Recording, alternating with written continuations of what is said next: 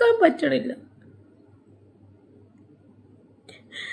എന്നെ ബാധിക്കുന്ന കാര്യമല്ലെങ്കിൽ പോലും ഇക്കഴിഞ്ഞ ദിവസമായിരുന്നു കൊല്ലം സുധിയുടെ മകനായ കിച്ചു സുധി തന്റെ ജീവിതത്തിലുണ്ടായ മോശം അനുഭവങ്ങളെക്കുറിച്ചും തന്റെ 3 അമ്മമാരിൽ നിന്നും തനിക്കുണ്ടായ ദുരനുഭവങ്ങളെക്കുറിച്ചുമൊക്കെ തുറന്നു പറഞ്ഞ് രംഗത്ത് വന്നത്.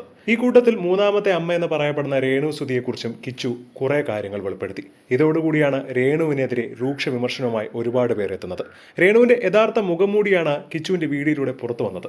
തന്റെ അമ്മമാരിൽ ആർക്കും തന്നെ ഇഷ്ടമല്ലായിരുന്നു. മാത്രമല്ല അച്ഛനോടൊപ്പം താൻ പോകുന്നത് ഈ പറയുന്ന രേണു സുധി പോലും എതിർത്തിട്ടുണ്ടായിരുന്നു. മാത്രമല്ല കൊല്ലത്തെ വീട്ടിൽ പോലും തനിക്ക് പോകാൻ പറ്റാത്ത അവസ്ഥയാണ്. അവർക്ക് അവിടെ പോകുന്നത് പോലും ഇഷ്ടമല്ല.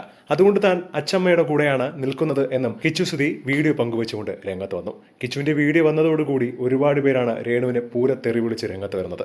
മുൻപ് ഇഷ്ടപ്പെട്ടിരുന്നവർ പോലും ഇപ്പോൾ അറപ്പോടുകൂടിയാണ് നോക്കുന്നത് എന്ന് പോലും കമന്റ് ചെയ്യുകയാണ്.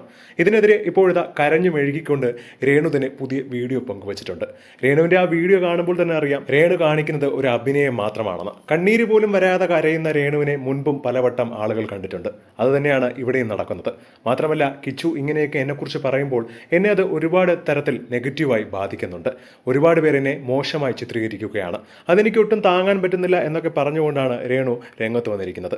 അതേസമയം കിച്ചുവിനുള്ള മറുപടി ആയിട്ടല്ല തൻ്റെ ഇമേജ് നഷ്ടപ്പെടരുത് എന്നുള്ള രീതിയിലാണ് രേണു സംസാരിക്കുന്നത് എന്നാണ് ഇപ്പോഴും പലരും അഭിപ്രായപ്പെടുന്നത്. എന്താണ് ഇതിനെക്കുറിച്ചുള്ള നിങ്ങളുടെ അഭിപ്രായം എന്ന് താഴെ മറക്കാതെ കമന്റ് ചെയ്യുക. ഒപ്പം ഈ വീഡിയോ മറക്കാതെ ലൈക്ക് ചെയ്ത് ഷെയർ ചെയ്യുക.